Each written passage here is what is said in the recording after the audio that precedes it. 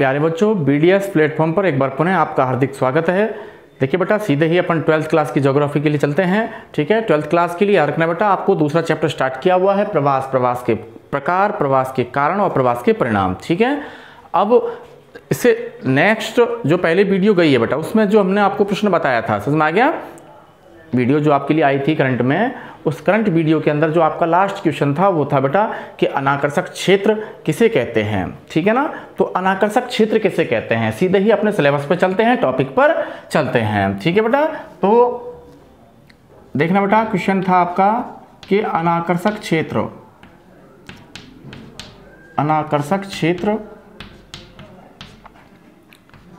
अनाकर्षक क्षेत्र से आपका, अनाकर्षक क्षेत्र से आपका क्या अभिप्राय है, अनाकर्षक क्षेत्र से आपका क्या अभिप्राय है, प्रश्न है बेटा हमारा ये। ठीक है, देखिए प्रश्न का आंसर बहुत इजी है, सभी का ध्यान ब्लैक बोर्ड पर बना रहना चाहिए। ठीक है बेटा, ब्लैक बोर्ड की ओर आप सभी का ध्यान रखोगे तो प्रश्न का आंसर ऑटोमेटिकली समझ में आ जाएगा।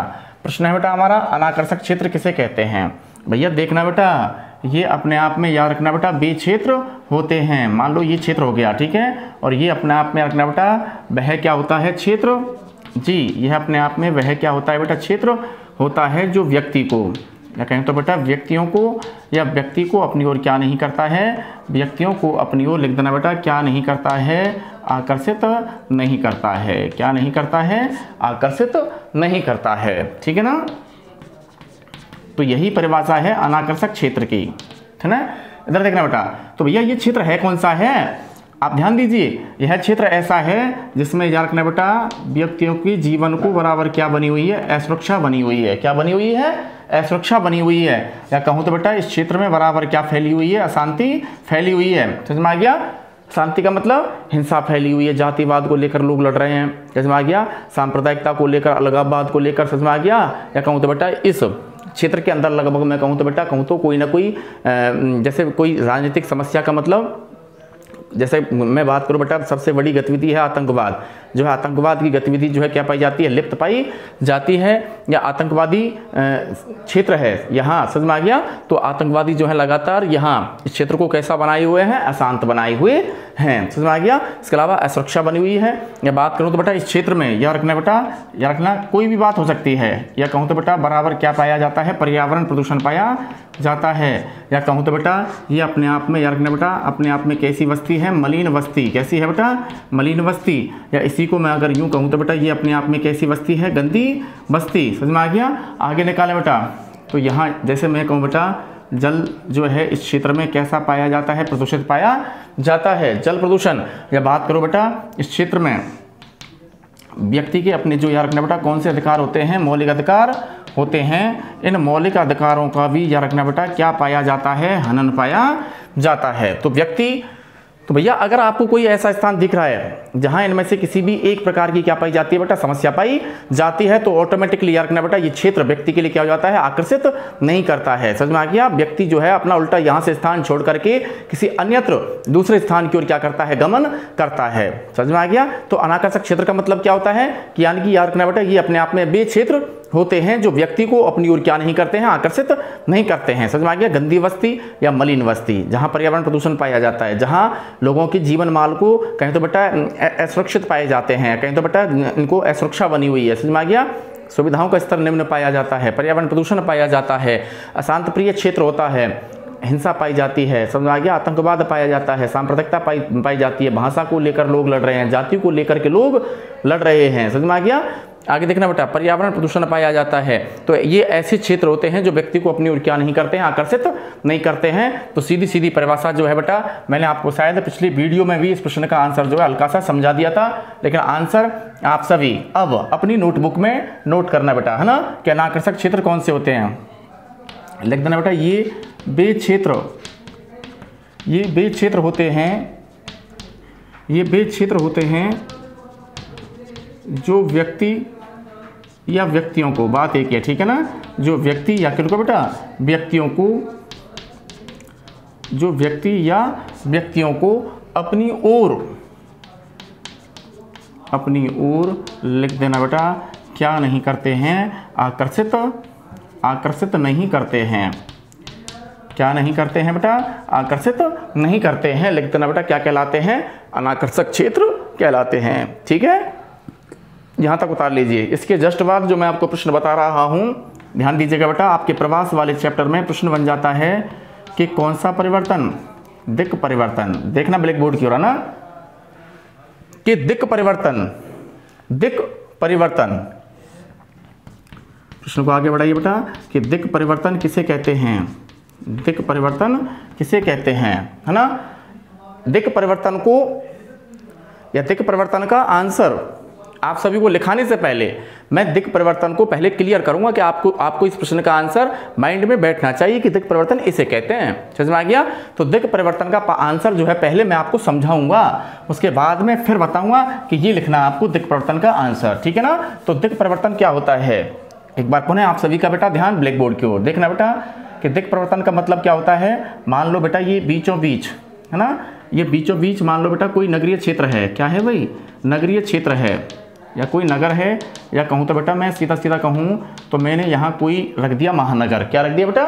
महानगर। ठीक है, तो इस महानगर या नगरीय क्षेत्र के चारों ओर, समझ में आ गया, इस नगरीय क्षेत्र या महानगर के चारों ओर, समझ में आ गया, जो क्षेत्र पाया जाता है, जो उपक्षेत्र पाया जाता है, समझ में आ गया, जो उपक्षेत्र पाया जाता है, या कहूँ तो बेटा जो प्रदेश पाए जाते हैं, समझ में आ गया, ये सभी प्रदेश चारों ओर से, समझ में आ गया, किससे?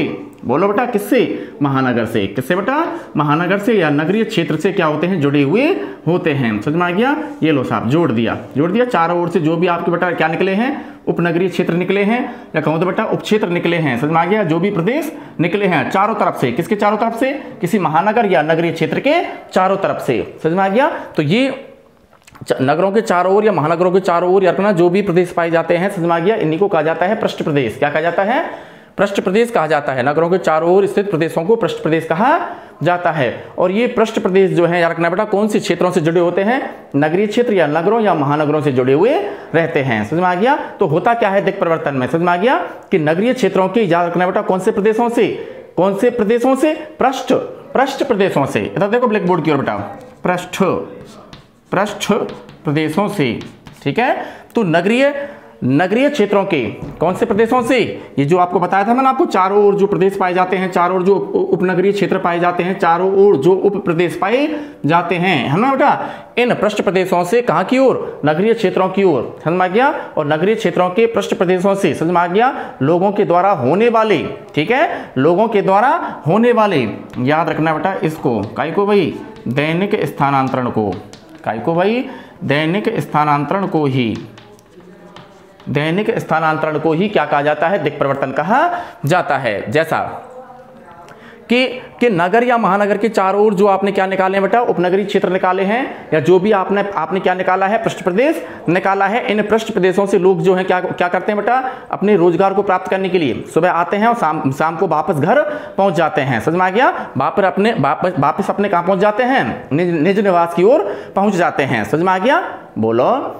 दूसरा उदाहरण, व्यक्ति की और भी तो अन्य विभिन्न प्रकार के क्या हो सकते हैं? उद्देश्य हो सकते हैं। तो व्यक्ति जो होता है याद रखना बेटा, या मानव जो होता है, वो अपने विभिन्न प्रकार के उद्देश्यों को क्या करने के लिए? पूरा करने के लिए भी कहाँ पहुंचता है? नगरों में या महानगरों में पहुंचता है। वही याद रखना, सुबह पहुंचता है और वापस शाम को कहाँ हो जाता है? घर हो जाता है। समझ में आ गया? तो ये क्या होता है? दैनिक स्थानांतरण कहलाता है। क्या कहलाता है बेटा? दैनिक स्थानांतरण कहलाता है। जैसे महानगरों में तो फल और सब्जियों का उत्पादन नहीं होता है, तो होता कहाँ है? इन नगरों के चारों ओर जो याद रखना बेटा, जो उपनगरीय क्षेत्र पाए जाते हैं, समझ में आ गया, जो इनका पृष्ठ प्रदेश पाया जाता है चारों तरफ। समझ में आ गया? यहाँ से सुबह के टाइम में याद रखना बेटा, सब्जियां कहाँ आती हैं? बड़े बड़े बाजारों में आती हैं। दूध कहाँ आता है? बड़े बड़े बाजारों में आता है, गांवों से, आसपास के चारों गांवों से आता है। इसके अलावा बात करो बेटा फल फूल, समझ में आ गया, साग सब्जियां, इसके अलावा जितने भी ऐसे प्रोडक्ट्स हैं जो गांवों में उत्पादित किए जाते हैं, वो लगातार कहाँ की ओर आते हैं? नगरों की ओर आते हैं। समझ में आ गया?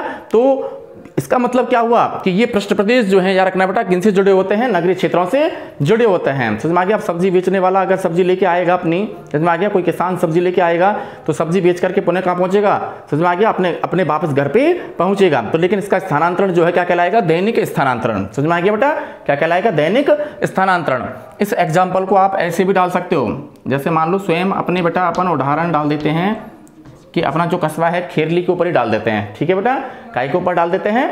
अपना जो खुद का स्वयं का कस्बा है खेरली, इसके ऊपर ही डाल देते हैं। अब खेरली की है ना बेटा। खेड़ी अपने आप में एक कहें तो नॉर्मली मानेंगे अपन, है ना, कि क्या है अपना एक बाजार है, समझ में आ गया।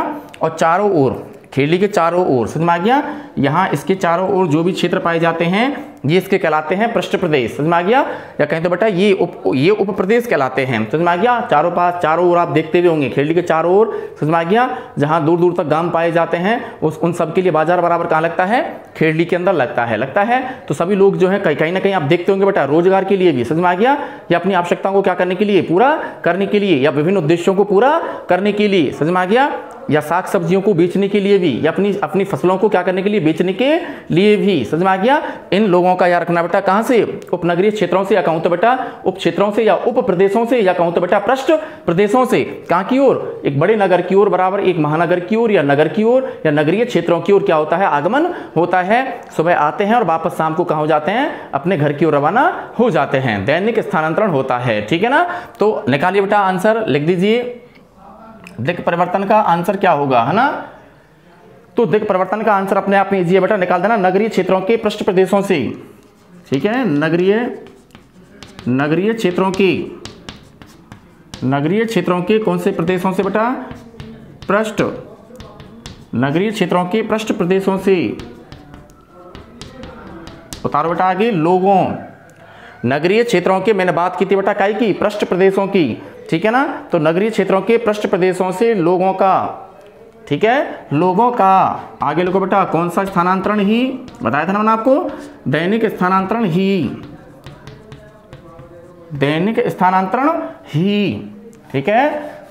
दैनिक स्थानांतरण ही लिख देना बेटा, क्या कहलाता है, पूरा कर दीजिए आंसर को। दैनिक स्थानांतरण ही लिख देना बेटा, क्या कहलाता है, दिक् परिवर्तन कहलाता है। क्या कहलाता है बेटा, दिक् परिवर्तन कहलाता है, दिक् परिवर्तन कहलाता है। उतार लीजिए बेटा ना। उम्मीद करता हूं आपको एक बार में ही प्रश्न का आंसर जो है समझ में आ गया होगा कि दिक् परिवर्तन किसे कहते हैं, ठीक है बेटा। और दिक् परिवर्तन का आंसर क्या है कि नगरीय प्रदेशों की, याद रखना बेटा कौन से प्रदेशों से, पृष्ठ प्रदेशों से लोग जो है लगातार, याद रखना बेटा कौन सा, बोलिए कौन सा स्थानांतरण करते हैं, दैनिक स्थानांतरण करते हैं, जिसे ही याद रखना बेटा क्या कहा जाता है, समझ में आ गया, दिक् परिवर्तन कहा जाता है, ठीक है बेटा। इस प्रश्न के जस्ट बाद जो मैं आपको प्रश्न कराने जा रहा हूं, प्रश्न का नाम है बेटा मौसमी प्रवसन किसे कहते हैं। समझ में आ गया कि मौसमी प्रवसन किसे कहते हैं, या ऋतु प्रवास किसे कहते हैं, या चलवासी पशुचारण किसे कहते हैं, ठीक है ना। हालांकि मैंने आपको जब बीच में आपकी जब क्लासें चली थी, समझ में आ गया, उस समय क्लासरूम के अंदर ही मैंने आपको ये प्रश्न बताया भी था, बोला भी था, समझ में आ गया कि ये कैसे होता है, ठीक है बेटा। लेकिन एक बार पुनः आपको इस प्रश्न का आंसर, ठीक है बेटा, समझाते हुए आपको यहां करा देते हैं, ठीक है ना बेटा। तो प्रश्न ऐड करना बेटा, अगला प्रश्न है आपका मौसमी प्रवसन, ठीक है ना।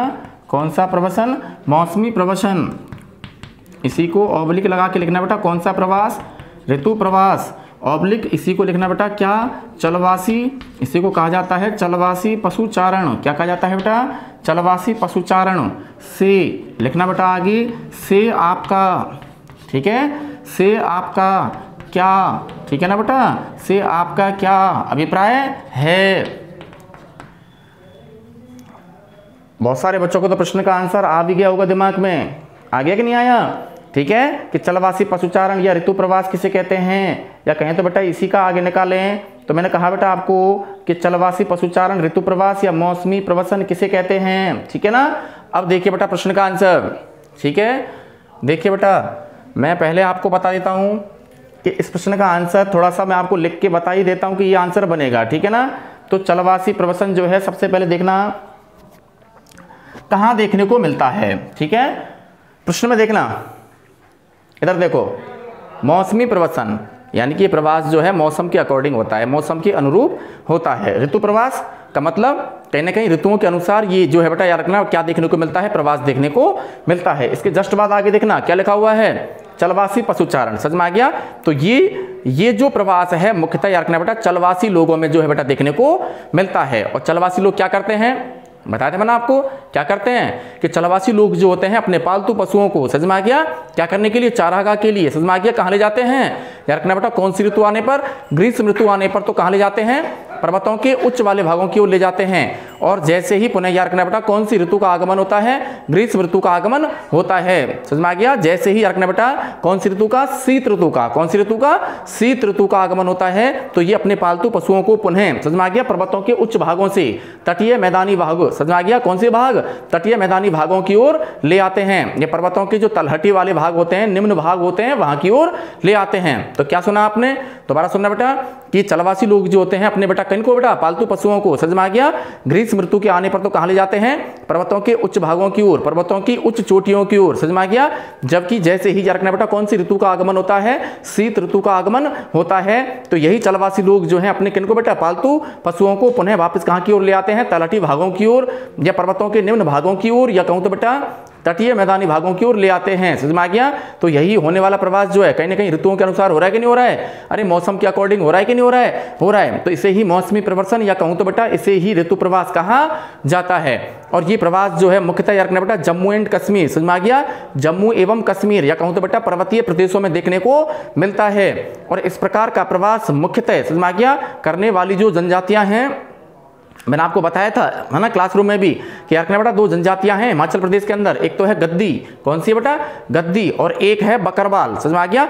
इन जनजातियों के द्वारा याद रखना बेटा ऐसा प्रवास, कौन सा प्रवास, मौसमी प्रवास या ऋतु प्रवास या कहीं तो बेटा चलवासी प्रवास जो है देखा जाता है। ये तो है आपके इस प्रश्न का आंसर। ठीक है, मैं आंसर आपको लिख दूंगा ब्लैक बोर्ड पे ताकि उसी भाषा में आपको भी प्रश्न का आंसर जो है उतार देना है। ठीक है बेटा, ध्यान दीजिए, लिखना बेटा यह प्रवास मुख्यतः, यह प्रवास मुख्यतः पर्वतीय क्षेत्रों में, पर्वतीय क्षेत्रों में देखने को, पर्वतीय क्षेत्रों में देखने को मिलता है, पर्वतीय क्षेत्रों में देखने को मिलता है। आगे लिखना बेटा चलवासी लोग, लिखना बेटा आगे कौन से लोग, चलवासी लोग अपने, चलवासी लोग अपने पालतू, चलवासी लोग अपने पालतू, पालतू पशुओं को, पालतू पशुओं को आगे लिखना बेटा काय के लिए, चारागाह के लिए, काय के लिए बेटा, चारागाह के लिए ग्रीष्म ऋतु के आने पर, ग्रीष्म ऋतु के आने पर, ग्रीष्म ऋतु के आने पर लिखना बेटा पर्वतों के उच्च भाग, ग्रीष्म ऋतु के आने पर पर्वतों के कहाँ ले जाते हैं, उच्च भाग या कहूँ तो बेटा उच्च, उच्च चोटियों की ओर, उच्च चोटियों की ओर, उच्च चोटियों की ओर ले जाते हैं, उच्च चोटियों की ओर ले जाते हैं। आगे लिखना बेटा ले जाते हैं, परंतु आगे लिखना बेटा क्या करते हैं, परंतु पुनः शीत ऋतु के आगमन पर, परंतु पुनः कौन सी ऋतु के आगमन पर बेटा, शीत ऋतु के आगमन पर। ठीक है भाई, परंतु पुनः कौन सी ऋतु के आगमन पर, शीत ऋतु के आगमन पर, परंतु पुनः शीत ऋतु के आगमन पर ये चलवासी लोग, ये चलवासी लोग अपने, लिख देना बेटा ये चलवासी लोग अपने किनको भाई, पालतू पशुओं को, किनको, पालतू पशुओं को, पालतू पशुओं को लिख देना बेटा चारागाह के लिए, काय के लिए भाई, चारागाह के लिए, चराने के लिए, चारागाह का मतलब चराने के लिए। ठीक है ना, तो चारागाह के लिए पुनः लिख देना बेटा, पुनः तटीय मैदानी, तटीय मैदानी भागों की ओर, तटीय मैदानी भागों की ओर ले आते हैं। पुनः कहाँ की ओर ले आते हैं बेटा, तटीय मैदानी भागों की ओर ले आते हैं। समझ में आ गया। और हिमाचल प्रदेश में लिख देना बेटा गद्दी व बकरवाल आदि जनजाति या आदि जनजातियों में इसी प्रकार का प्रवास देखा जाता है। लिख देना बेटा उदाहरण, है ना, उदाहरण लिखना आगे, जैसे इसी में लिखना हिमाचल प्रदेश, हिमाचल प्रदेश में दो जनजातियां कौन कौन सी, हिमाचल प्रदेश में एक तो लिख देना बेटा गद्दी, क्या लिख देना, गद्दी। ठीक है, तो हिमाचल प्रदेश में गद्दी व बकरवाल, बकरवाल लिख दिया मैंने, बकरवाल। ठीक है, तो हिमाचल प्रदेश में आगे लिखना बेटा गद्दी, और एक और जनजाति है गद्दी के साथ साथ बकरवाल। ठीक है, तो हिमाचल प्रदेश में गद्दी व बकरवाल आदि जनजातियों में लिख देना बेटा आगे, आदि जनजातियों में इसी प्रकार का प्रवास देखने को, इसी प्रकार का प्रवास जो है देखने को मिलता है। देखने को लिख देना बेटा आगे, क्या होता है भाई, मिलता है। ठीक है, तो ये पूरा जो टोटल आपने यहाँ से पढ़ा है कंप्लीट और यहाँ तक। ठीक है बेटा, काई का आंसर हो जाता है, इसे ही मौसमी प्रवसन या ऋतु प्रवास, या इसे ही याद रखना बेटा क्या कहा जाता है, चलवासी पशुचारण कहा जाता है। पूरा आंसर उतार लेना कंप्लीट, आपको समझ में आ गया होगा, है ना, कि लोग जो हैं मौसम के अनुसार जो है क्या करते हैं, अपने पालतू पशुओं को समझ गया चारागाह के लिए, समझ गया क्या करते हैं, एक स्थान से दूसरे स्थान पर ले जाने का कार्य करते हैं, चलवासी पशुचारण कहलाता है, या कहूँ तो बेटा मौसमी प्रवास कहलाता है, या कहूँ तो बेटा ऋतु प्रवास कहलाता है। समझ गया, चलवासी लोगों में यह प्रवास देखने को मिलता है। विशिष्ट कहाँ होता है, पर्वतीय क्षेत्रों में। समझ गया, इसके अलावा यह प्रवास जो है याद रखना बेटा हिमाचल प्रदेश में कौन कौन सी जनजातियों में, गद्दी और बकरवाल जनजातियों में देखने को मिलता है। ठीक है बेटा, आंसर समझ में आ गया होगा आपको, है ना। अब ये जो मैंने आपको मौसमी प्रवसन दिखाया है, ब्लैक बोर्ड पर समझाया है, ऋतु प्रवास, चलवासी पशुचारण, इसी चलवासी पशुचारण को, ठीक है, मैं यहाँ ऊपर अब ब्लैक बोर्ड साफ करते हुए पुनः एक छोटा सा मानचित्र बनाऊंगा, एक रेखाचित्र बनाऊंगा, इसका मैप बनाऊंगा काई का, चलवासी पशुचारण का। वो भी आपको अपनी फेयर कॉपी में बना लेना है, जैसा मैं बनाऊं वैसा के वैसा। समझ में आ गया, क्योंकि मैंने आपको बताया ना कि 12th क्लास में विशेषतः भूगोल में और 11th में, है ना, भूगोल के अंदर तो याद रखना बेटा आगे भी जाओगे आप। समझ में आ गया, तो मानचित्रों का विशेष महत्व होता है। समझ में आ गया, विशेष महत्व होता है, मानचित्र आपको हर हाल में बनानी चाहिए। जब भी आपको लगे कि भाई ये छोटा सा प्रश्न ऐसा है, लघुत्रात्मक प्रश्न है, जिसके लिए हम क्या बना सकते हैं, कोई एक मैप बना सकते हैं, तो मैप बनाया करो। समझ में आ गया, जहाँ आपको लगे कि हाँ इसके लिए छोटा सा एक मैप बना सकते हैं, तो मैप बनाया करो। बोर्ड की एग्जाम की कॉपी में भी आपको बनाना है, ठीक है ना। इससे क्या होता है कि जो सामने वाला एग्जामिनर जब आपकी कॉपियां जांच रहा होता है, समझ आ गया, तो आपकी कॉपियों को देख करके क्या होता है बेटा, प्रभावित होता है। प्रभावित कैसे होता है कि वो सोचने के लिए कहीं ना कहीं मजबूर हो जाता है कि बच्चा जो है कहीं ना कहीं जो प्रश्न बोर्ड के एग्जाम के अंदर पूछा गया है उस प्रश्न के लिए क्या बताते हुए, मानचित्र बनाते हुए उस प्रश्न के आंसर को क्या कर रहा है बेटा, स्पष्ट कर रहा है। बात समझ में आ गई।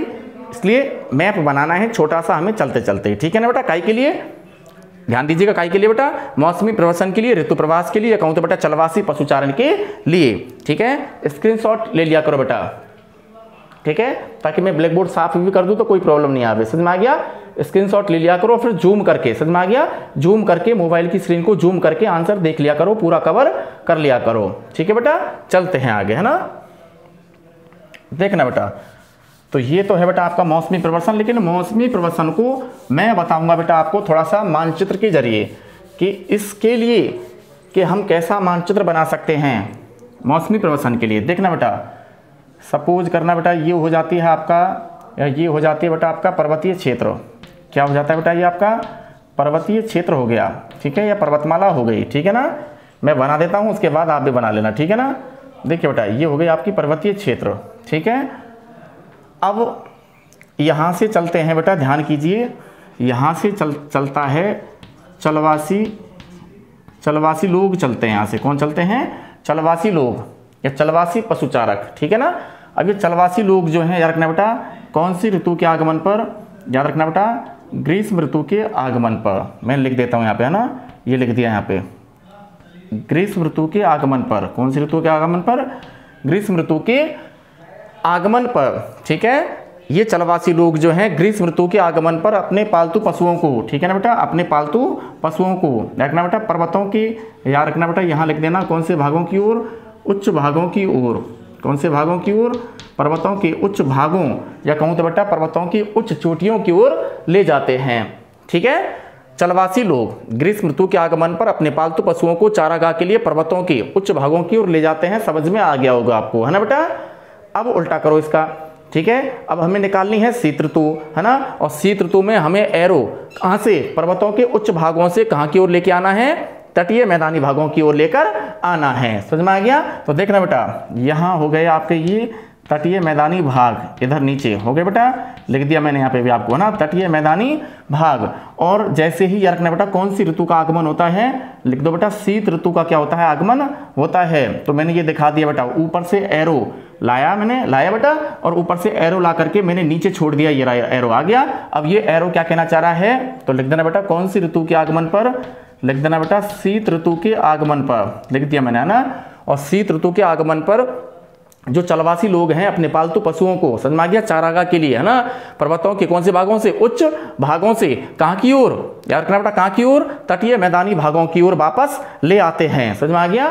तटीय मैदानी भागों की ओर वापस ले आते हैं। समझ में आ गया? और इसे ही याद रखना बेटा क्या कहा जाता है, लिख देना, ये चित्र जो आप बना रहे हैं इसके नीचे ही लिख देना बेटा, से ही चलवासी पशुचारण, ठीक है, इसके नीचे जरूर लिख देना, से ही चलवासी पशुचारण, या इसे ही याद रखना बेटा क्या कहा जाता है, इसे ही मौसमी प्रवसन, इसे ही मौसमी प्रवसन, और इसे ही ऑब्लिक लगा के लिख देना बेटा। एक और जो आपको मैंने प्रश्न में बताया था, क्या कहलाएगा, ऋतु प्रवास, बना लो बेटा, ठीक है। तो हमने ये जो भी छोटा सा एक रेखा चित्र बनाया है, समझ में आ गया, जो मैप बनाया है वो काय के लिए बनाया है, ऋतु प्रवास, मौसमी प्रवसन और चलवासी पशुचारण के लिए, ठीक है ना बेटा, बना लीजिए आप यहाँ तक, ठीक है। और ये मैप बना करके चलवासी पशुचारण या मौसमी प्रवसन या ऋतु प्रवास के लिए, है ना, ये मानचित्र बना करके जो आपने बेटा ये मानचित्र बनाया है ना, इसके जस्ट नीचे ये भी लिख देना कि ये बनाया काय के लिए था आपने, तो उसका नाम जरूर लिख देना, ठीक है ना। तो ये मैप जो आपने बनाया था वो काय के लिए बनाया था भाई, बोलो, मैंने लिख रखा है पहले आपको, है ना। तो ये मैप जो है आपने बनाया था बेटा, काय के लिए बनाया था, चलवासी पशुचारण के लिए, मौसमी प्रवसन के लिए, या कहूँ तो बेटा ऋतु प्रवास के लिए। तो ये जरूर लिख देना नीचे, मैप के जस्ट नीचे, समझ में आ गया, लिख दो बेटा और बना लीजिए।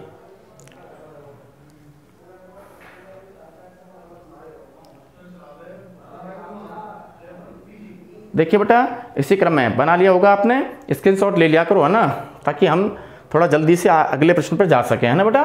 स्क्रीनशॉट ले लिया करो कि ये मैप है आपका ना, ये बनाना है चलवासी पशुचारण के लिए, मौसमी प्रवसन के लिए और ऋतु प्रवास के लिए, ठीक है। इसके जस्ट बाद, इसके तुरंत जस्ट बाद जो हमारा प्रश्न है वो ये है कि हुंडी क्या है, क्या क्या है, हुंडी क्या है, हुंडी, समझ में आ गया, सही सुना आपने, ठीक है बेटा, कि हुंडी क्या है। अब हुंडी क्या है, इसको नॉर्मली मैं अपनी भाषा में बताऊं तो बेटा कि हम कभी कभी जब बाल्यकाल में होते हैं, और बाल्यकाल में जब हम बेटा कहीं ना कहीं, मैं कहूँ तो मैं खुद अपनी बात करूं तो नॉर्मली मैं क्या लगभग होता है ना, तो कोई भी हो बेटा कि बाल्यकाल में जब हम विद्यालय की तरफ आते हैं तो अपने माँ बाप से कहीं ना कहीं हम बेटा, है ना, लेके चलते हैं, रुपए पैसे वगैरह लेके चलते हैं, समझ में आ गया, और कम देते हैं तो उससे भी हम एग्री नहीं होते हैं, और फिर क्या कहते हैं, नहीं इतने से काम नहीं चलेगा, इतने हम लेकर जाएंगे, और लेकर चलते हैं। लेकिन कभी कभी जब माँ क्रोधित अवस्था में होती है, माँ क्रोध में होती है, समझ में आ गया, और हम क्या मांग लें, स्कूल जाते वक्त क्या मांग लें, समझ में आ गया, पैसा मांग लें या रुपए मांग लें, है ना, लंच बॉक्स में कुछ भी XYZ खाने के लिए, समझ में आ गया। तो माँ को कहीं ना कहीं क्रोध आ जाता है कि बार बार कंटिन्यू हम लेकर जाते हैं माँ से पैसे, तो माँ को क्रोध में कहना पड़ जाता है कभी कभी, मेरे पास रखी है, हुंडी कह देती है ना ऐसे। तो ये हुंडी आ गया, वर्ड यूज में आ गया, तो हुंडी क्या है, समझ में आ गया। और हुंडी का आंसर हमें निकालना है प्रवास के तौर पर, समझ में आ गया, कि जो अंतर्राष्ट्रीय प्रवासी होते हैं या अंतर्देशीय प्रवासी होते हैं, समझ में आ गया, इन प्रवासियों के द्वारा अपने मूल स्थान की ओर, या कहूँ तो बेटा अपने निवास स्थान की ओर भेजे जाने वाली धनराशि को ही क्या कहा जाता है, हुंडी कहा जाता है, ठीक है ना। तो देखना बेटा, अगला प्रश्न ऐड कीजिए आप सबसे पहले कि हुंडी क्या है। क्वेश्चन मैं लिख रहा हूं आपको यहां पे, है ना बेटा, कि हुंडी क्या है, हुंडी क्या है। ऊपर वाला मिटा देता हूं मैं आपको, है ना, ऊपर वाला आपने बना लिया होगा, ठीक है बेटा, ऊपर वाला मैं आपको क्लियर कर देता हूं, ठीक है ना बेटा। ये मैप आपको जो मैंने बनाया था इसको मैं क्लियर कर देता हूं, ठीक है। अब देखना बेटा हुंडी क्या है, ठीक है। तो हुंडी की परिभाषा बिल्कुल इजी है, ध्यान दीजिएगा बेटा, है ना। तो यहाँ होता क्या है, हुंडी का मतलब ये होता है, मैं आपको एक बार आंसर लिख भी देता हूँ ना, अंतर्राष्ट्रीय एवं अंतर्देशीय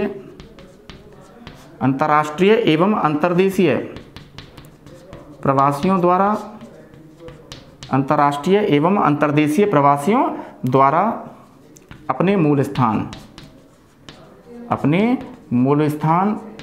या निवास स्थान, या निवास स्थान। परिभाषा लिखना बेटा पहले पूरी है ना, कि अंतर्राष्ट्रीय एवं अंतर्देशीय प्रवासियों द्वारा अपने मूल स्थान अथवा निवास स्थान को भेजे जाने वाली, लिख देना बेटा, आ गया ना, निवास स्थान को भेजे जाने वाली, लिख देना बेटा, काई को, भेजे जाने वाली धनराशि को, काई को भाई, धनराशि को, भेजे जाने वाली धनराशि को ही लिख देना बेटा क्या कहा जाता है, हुंडी कहा जाता है। क्या कहा जाता है बेटा, हुंडी कहा जाता है। उतार लेना बेटा, है ना। तो हुंडी क्या है, आप सभी का एक बार पुनः मैं बेटा ध्यान चाहूंगा, देखना बेटा, इधर देखिए, जैसे सपोज कीजिए बेटा, ध्यान चाहूंगा, जैसे सपोज कीजिए बेटा, ये हो गया आपका भारत, क्या हो गया बेटा, भारत, ठीक है। और भारत से जो लोग हैं कई बार, है ना बेटा, कई के माध्यम से, प्रवास के माध्यम से, या कहूँ तो बेटा भारत से कई बार लोग जो हैं क्या कर जाते हैं, उत्प्रवास कर जाते हैं। उत्प्रवास का मतलब भारत को छोड़ करके अन्यत्र किसी दूसरे देश की ओर जा करके, वहाँ जा करके रहना जो है क्या कर देते हैं, प्रारंभ कर देते हैं। ध्यान दीजिएगा, आपको एक बार में समझ में आ जाएगा, है ना। तो अंतर्राष्ट्रीय प्रवास का मतलब क्या होता है कि एक देश से दूसरे देश के मध्य में होने वाला प्रवास अंतर्राष्ट्रीय प्रवास कहलाता है। एक देश से दूसरे देश के मध्य में होने वाला प्रवास, जब कोई व्यक्ति एक देश से दूसरे देश के मध्य क्या करता है, गमन करता है, समझ में आ गया, काई के लिए, रोजगार के लिए, या कहें तो बेटा अपने विभिन्न प्रकार के इकाई को पूरा करने के लिए, उद्देश्यों को पूरा करने के लिए। एक देश से जब कहाँ की ओर जाता है, एक देश से जब, याद रखना बेटा, दूसरे देश के मध्य में क्या करता है, गमन करता है, तो याद रखना बेटा यह होने वाला प्रवास क्या कहलाता है, निकाल दोगे, अंतर्राष्ट्रीय प्रवास कहलाता है। और अंतर्राष्ट्रीय प्रवास के भी कितने प्रकार पाए जाते हैं, 2 प्रकार पाए जाते हैं, अंतः महाद्वीपीय प्रवास और एक अंतर महाद्वीपीय प्रवास। ठीक है, देखिए बेटा आगे। अब मान लो बेटा मैं ही हूं, सपोज करो मैं ही हूं, समझ में आ गया। अब मैं जो हूं बेटा भारत को छोड़ करके, अपने स्वयं के देश को छोड़ करके, या रखना बेटा रोजगार के लिए, काय के लिए बेटा, रोजगार के लिए, या कहूँ तो बेटा अपने जीवन में, या रखना बेटा विभिन्न प्रकार की, या रखना बेटा विभिन्न प्रकार के काय को पूरा करने के लिए, उद्देश्यों को पूरा करने के लिए, ठीक है ना। तो मैं खुद ही, ठीक है, अपना स्वयं के रोजगार को प्राप्त करने के लिए या विभिन्न प्रकार के उद्देश्यों को पूरा करने के लिए, जब, याद रखना बेटा, अपने स्वयं को देश को छोड़ करके, जैसे मान लो मैं ब्रिटेन की राजधानी लंदन में जाकर बस गया, सपोज कीजिए, ठीक है ना। जैसे मैं कहूँ जापान के शहर टोक्यो में चला गया, ठीक है, ऑस्ट्रेलिया की कैनबरा में चला गया, ठीक है। इसके अलावा बात करूँ अमेरिका के अंदर शिकागो, ठीक है, शिकागो के अंदर चला गया, न्यूयॉर्क के अंदर चला गया, फ्रांस चला गया, जर्मनी चला गया, इटली चला गया, कोई भी देश है चला गया। तो सपोज कीजिए मैं ये मान लो आप टोक्यो हैं, अपन समझ में आ गया। अब मैं टोक्यो में अपना रोजगार लेके बैठा हुआ हूँ, है ना, जबकि मैं भारत का क्या हूँ, मूल नागरिक, समझ में आ गया। मेरा जन्म कहाँ का है, भारत का, लेकिन भारत से मैं बेटा कहाँ की ओर चला गया हूँ प्रवास के तौर पर, टोक्यो, समझ में आ गया। अब टोक्यो से भी मैं क्या करूँगा, समझ में आ गया, टोक्यो से भी मैं क्या करूँगा बेटा, अपना जो जन्म स्थान है, अपना जो मूल स्थान है, समझ में आ गया, अपना जो, याद रखना बेटा कौन सा स्थान है, निवास स्थान है, समझ में आ गया, इस निवास स्थान की ओर, समझ में आ गया, यानी कि बैठे बैठे भी मैं, याद रखना बेटा, वहां से अपने कहाँ की ओर, मूल निवास स्थान की ओर, समझ में आ गया, या कहूँ तो बेटा मूल स्थान की ओर या निवास स्थान की ओर क्या भेजूंगा, बोलो, धनराशि। क्या भेजूंगा बेटा, धनराशि भेजूंगा, समझ में आ गया। अब ये धनराशि जो है, समझ में आ गया, अब ये धनराशि जो है, याद रखना बेटा क्या कहलाती है, हुंडी कहलाती है, समझ में आ गया। तो किनके द्वारा, अंतर्राष्ट्रीय प्रवासियों द्वारा, है ना, अंतर्राष्ट्रीय प्रवासियों द्वारा, याद रखना बेटा अपने कहाँ पे, अंतर्राष्ट्रीय प्रवासियों के द्वारा अपने मूल स्थान, या कहें तो बेटा अपने निवास स्थान की ओर भेजे जाने वाली धनराशि को क्या कहा जाता है, हुंडी कहा जाता है। ठीक है, अंतर्राष्ट्रीय प्रवासियों के द्वारा भी धनराशि भेजी जाती है, ऐसा भी मान लेते हैं। और कभी कभी ऐसा भी तो हो जाता है, अब देना ध्यान क्या कह रहा हूँ ना, कि कभी कभी ऐसा भी हो जाता है भैया कि भारत के उत्तर से दक्षिण और पूरब से पश्चिम, बताओ यहाँ भारत के अंदर आंतरिक भाग में भी देखो बेटा बहुत सारे राज्य निकल कर आते कि नहीं आते हैं, समझ आ गया। जैसे मैं कहूँ कि मैं राजस्थान का रहने वाला हूँ, समझ में आ गया, राजस्थान का रहने वाला हूँ, लेकिन मुझे जॉब मिला हुआ है, मैं निकालूँ तो एमपी के अंदर, मध्य प्रदेश के अंदर, समझ में आ गया। तो मैं अपना रोजगार कहाँ चला रहा हूँ, समझ में आ गया, मैं अपना रोजगार कहाँ मिल रहा है मुझे बेटा, एमपी में, मध्य प्रदेश में, समझ में आ गया।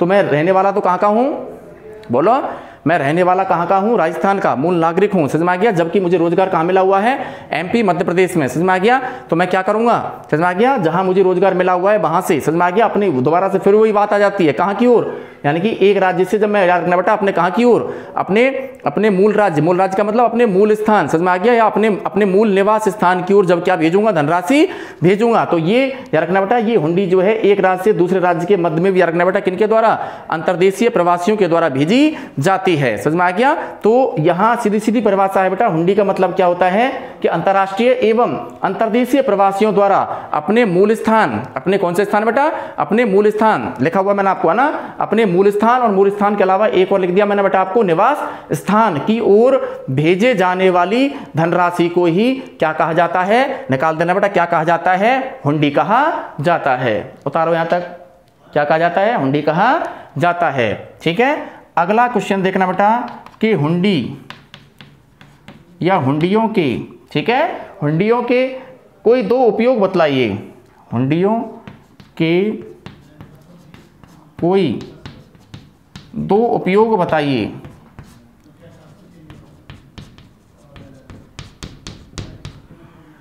हुंडियों के कोई दो उपयोग बताइए, ठीक है ना, हुंडियों के कोई दो उपयोग। तो हमारे मूल स्थान की ओर, ठीक है बेटा, जो धनराशि चलकर आई है या निवास स्थान की ओर जो धनराशि भेजी गई है, अब इस धनराशि का या हुंडी का उपयोग बराबर दो चीजों में निकाल देना। एक तो है ना बेटा, एक तो ऋणों की अदायगी में, काय में बेटा, मैं यहां लिख रहा हूं, देखिएगा बेटा प्लीज सभी का ध्यान इधर बेटा, ऋणों की अदायगी। ऋणों की अदायगी का मतलब होता है कि कोई भी ऋण हमारे ऊपर अगर चढ़ा हुआ है कर्ज के तौर पर, समझ में आ गया, तो ऋणों की अदायगी में, उनको चुकाने में, समझ में आ गया, पहला काम हुंडी का उपयोग यहां किया जाता है, ऋणों की अदायगी में, समझ में आ गया। और दूसरा देखना बेटा, दूसरा बराबर निकलेगा बच्चों की शिक्षा के लिए, या बच्चों की लिख देना बेटा काई में, शिक्षा में, ठीक है, याद रखना बेटा काई का प्रयोग किया जाता है, अरे भैया हुंडी का प्रयोग किया जाता है, निकाल देना बेटा ना, काई का प्रयोग किया जाता है, हुंडी का प्रयोग किया जाता है भैया। अंतर्राष्ट्रीय प्रवासियों और अंतर्देशीय प्रवासियों द्वारा जो क्या भेजी जा रही है, मूल स्थान की ओर जो धनराशि भेजी जा रही है, अब उसका कहीं ना कहीं उपयोग तो होगा कि नहीं होगा भाई, अरे उपयोग होगा ना। तो उपयोग काई में किया जाता है, ऋणों की अदायगी और बच्चों की शिक्षा में इस हुंडी का, समझ आ गया, या कहीं तो बेटा इस भेजी गई काई का धनराशि का क्या होता है, उपयोग होता है। ठीक है, तो आंसर में लिख देना बेटा यहाँ पे कि हुंडियों के कोई दो उपयोग बतलाइए। तो पहला उपयोग लिखना बेटा ऋणों की अदायगी में, ऋणों की अदायगी में, ठीक है। और हुंडी का दूसरा उपयोग लिखना बेटा, उधर मैंने आपको बताया था अभी थोड़ी देर पहले बेटा, क्या लिखाया था, बच्चों की शिक्षा में, बच्चों की शिक्षा में। तो हुंडी का उपयोग बराबर लिख देना बेटा बच्चों की, एक तो आ जाएगा बेटा काई में, बच्चों की शिक्षा में, और एक लिख देना बेटा ऋणों की अदायगी में। ठीक है, अब देखिए बेटा इसके जस्ट आगे जो मैं आपको प्रश्न उठाने वाला हूं, देखिएगा बेटा कि प्रश्न चाहे भले मैंने आपको करा दिया हो, लेकिन फिर से उतार लेना बेटा, ना करा दिया हो भले, और हालांकि करा भी दिया होगा मैंने आपको, है ना। प्रश्न क्या है कि उपनिवेश काल में, ठीक है बेटा, उपनिवेश काल में अंग्रेज लोगों द्वारा, ठीक है, या ब्रिटिश लोगों द्वारा, ठीक है बेटा, भारतीय श्रमिकों को, समझ में आ गया, किन देशों की ओर ले जाया गया, किन देशों की ओर प्रवास कराया गया, और कौन से कार्य पर इनको वहां लगाया गया, ये प्रश्न है। और आपको मैंने ये प्रश्न का आंसर जो है पहले ही ऑलरेडी करा रखा है, समझ में आ गया। तो उपनिवेश काल में अंग्रेजों ने भारतीय श्रमिकों को किन क्षेत्रों में भेजा था एवं इन्हें किस कार्य के लिए भेजा गया था। प्रश्न बना देना बेटा कि उपनिवेश काल में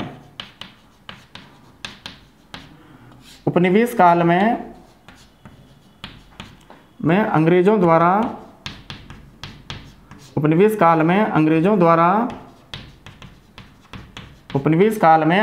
के द्वारा भारतीय श्रमिकों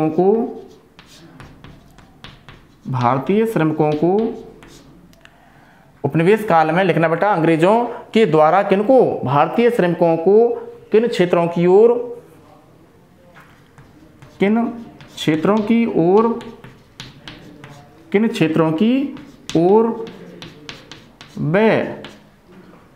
व किस कार्य हेतु, नहीं दिख रहा आपको ना बेटा, यहां से देखता हूं कि किन क्षेत्रों की ओर वे किस कार्य, है ना, किस कार्य, आगे लिखना बेटा, किस कार्य हेतु भेजा गया।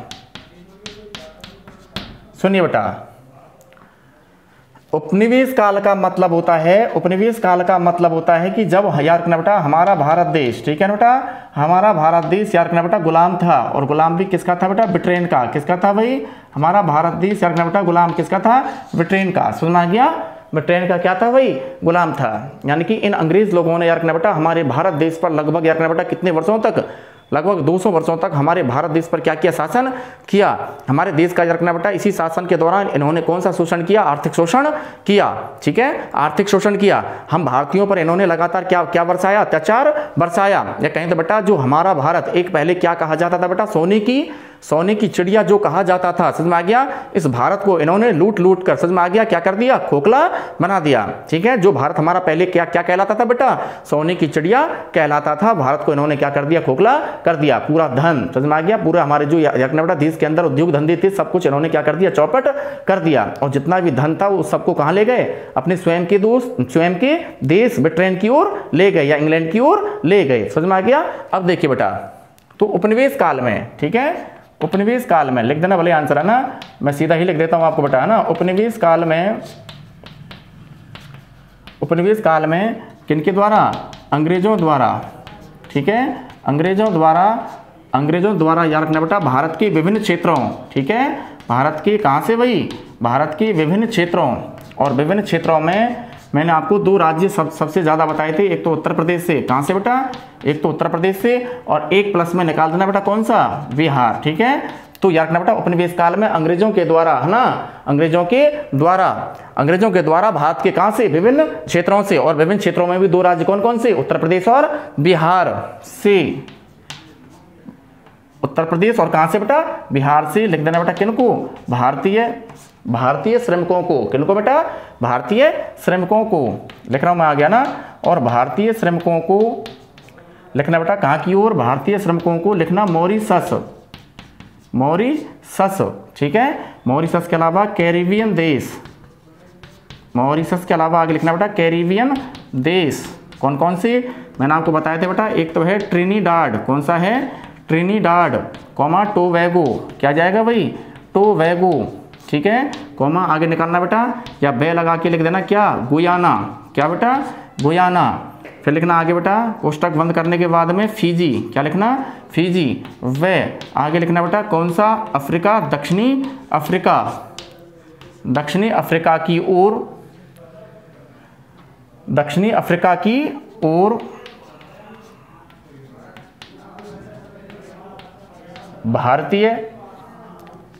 भारतीय उत्प्रवास अधिनियम, पूरा लिखना पहले, है ना, भारतीय उत्प्रवास अधिनियम।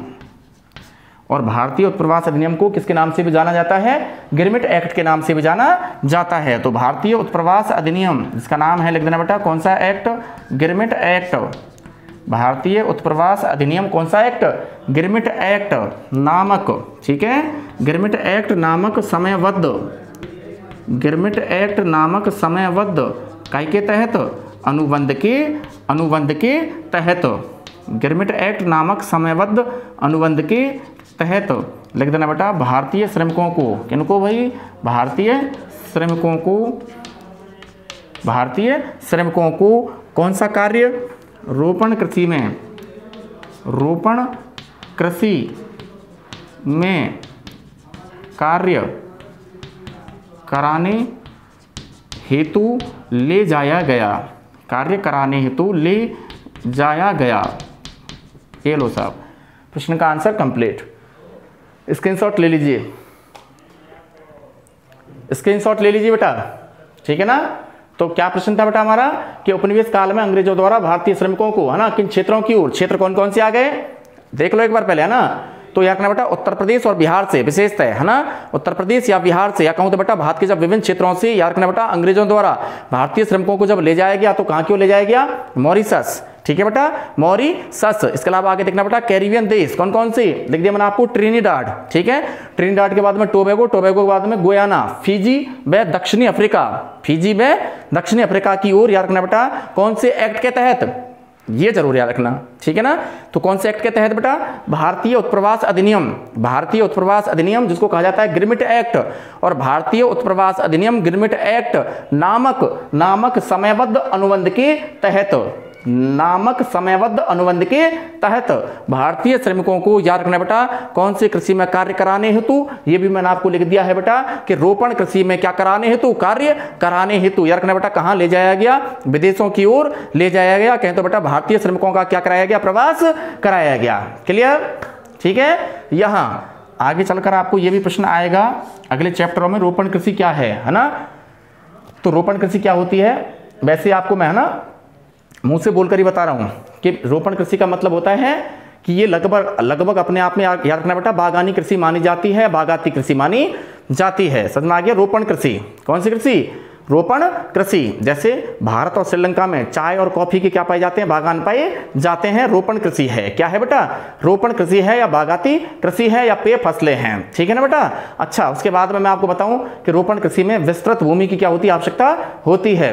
रोपण कृषि में अधिक पूंजी की क्या होती है? आवश्यकता होती है। समझ में आ गया? रोपण कृषि के अंदर अधिक श्रमिकों की क्या होती है? आवश्यकता होती है। रोपण कृषि में क्या होता है? समझ में आ गया कि रोपण कृषि में ये होता है कि सबसे पहले याद रखना बेटा छोटे छोटे पौधों को, किनको बेटा? छोटे छोटे पौधों को याद रखना छोटी छोटी क्यारियों में, ठीक है, छोटी छोटी क्यारियों में, छोटे छोटे पौधों को छोटी छोटी क्यारियों में क्या कर दिया जाता है? बो दिया जाता है, ठीक है, या कहें तो रोपित कर दिया जाता है, कर दिया रोपित। और रोपित करने के बाद में इन छोटे छोटे पौधों को याद रखना बेटा उन क्यारियों में लगभग कितने दिनों तक रहने दिया जाता है? 40 दिनों तक रहने दिया जाता है। और 40 दिनों के बाद, कितने दिनों के बाद?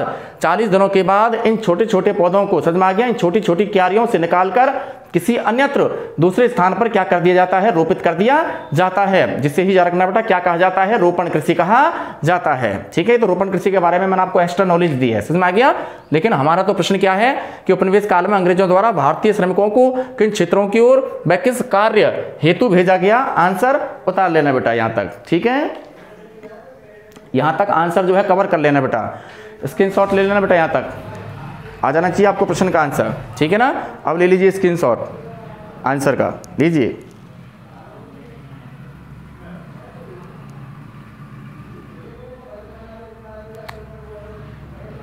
अगला प्रश्न देखना बेटा, भारत में ग्रामीण से नगरीय प्रवास की धारा, भारत में ग्रामीण से नगरीय प्रवास की धारा, देखो प्रश्न बेटा, भारत में, प्रश्न आंसर समझ में आ जाएगा आपको ना। भारत में ग्रामीण से नगरीय प्रवास की, भारत में ग्रामीण से नगरीय प्रवास की धारा, धारा में प्रवास, भारत में ग्रामीण से नगरीय प्रवास, ठीक है, और नगरीय प्रवास की धारा, और नगरीय प्रवास की धारा में लिख देना बेटा, भारत में ग्रामीण से नगरीय प्रवास की धारा में कैसी होती है? कौन प्रधान होती है? ऐसे, समझ में आ गया। तो ग्रामीण से नगरीय प्रवास की धारा जो है मैंने आपको ऑलरेडी बता रखा है, लिख देना बेटा, भारत में ग्रामीण से नगरीय प्रवास की धारा सीधा सीधा लिख देना बेटा, क्या होती है बेटा? पुरुष प्रधान होती है। कैसी होती है? पुरुष प्रधान होती है। यही आंसर है और यही प्रश्न है। यहाँ ये चीज़ जरूर ध्यान रखना बेटा ना कि भारत में ग्रामीण से नगरीय प्रवास की धारा पुरुष प्रधान होती है। इसका भी जस्ट उल्टा करें तो हो जाता है, लिख देना बेटा, भारत में ग्रामीण से ग्रामीण, भारत में ग्रामीण से ग्रामीण, भारत में ग्रामीण से ग्रामीण प्रवास की धारा, लिख देना बेटा, भारत में ग्रामीण से ग्रामीण प्रवास की धारा में, भारत में ग्रामीण से ग्रामीण प्रवास की धारा में लिख देना बेटा, महिलाओं की संख्या सर्वाधिक होती है। किनकी संख्या सर्वाधिक होती है? महिलाओं की संख्या क्या होती है? महिलाओं की संख्या जो है लिख देना बेटा सर्वाधिक होती है। यहाँ तक उतार लीजिए। तो ना प्रश्न और दोनों पे मोस्ट कर देना। भारत में ग्रामीण से ग्रामीण प्रवास की धारा पुरुष प्रधान होती है, जबकि ग्रामीण से ग्रामीण प्रवास की धारा महिला प्रधान होती है। या एक एक नंबर का प्रश्न ऐसे भी बन जाता है। कैसे बन जाता है कि याद रखना बेटा कि पुरुषों का अधिकांशतः जो प्रवास होता है या पुरुष प्रधान जो आपका क्या होता है बेटा प्रवास होता है, इसका मुख्य कारण रोजगार की प्राप्ति है ना। पुरुषों में प्रवास का प्रमुख कारण बराबर रोजगार की प्राप्ति। और ऐसे ही एक प्रश्न और बन जाता है काई के लिए, महिलाओं के लिए। तो महिलाओं में प्रवास का प्रमुख कारण, महिलाओं में प्रवास का प्रमुख कारण, और महिलाओं में याद रखना बेटा प्रवास का प्रमुख कारण बराबर क्या है, विवाह के उपरांत। किसके उपरांत, विवाह के उपरांत। ठीक है बेटा, आज के लिए अपना ज्योग्राफी का जो बेटा टॉपिक चला हुआ है इसको आज यही स्टॉप करते हैं। ठीक है, नेक्स्ट अगला वीडियो आपके लिए जल्द लेकर आएंगे। ठीक है बेटा, तब तक जो भी आपको यहाँ से पढ़ाया जा रहा है समझ में आ गया, इसको बराबर कंटिन्यू अपने नोटबुक में ऐड करते रहें। ठीक है बेटा, ऐड करते रहें और रिवाइज भी करते रहें। समझ में आ गया। लेके आते हैं बेटा आपके लिए शीघ्र ही अगला नेक्स्ट वीडियो इसी चैप्टर का। ठीक है बेटा, तब तक अपना ख्याल रखें। टेक केयर बेटा।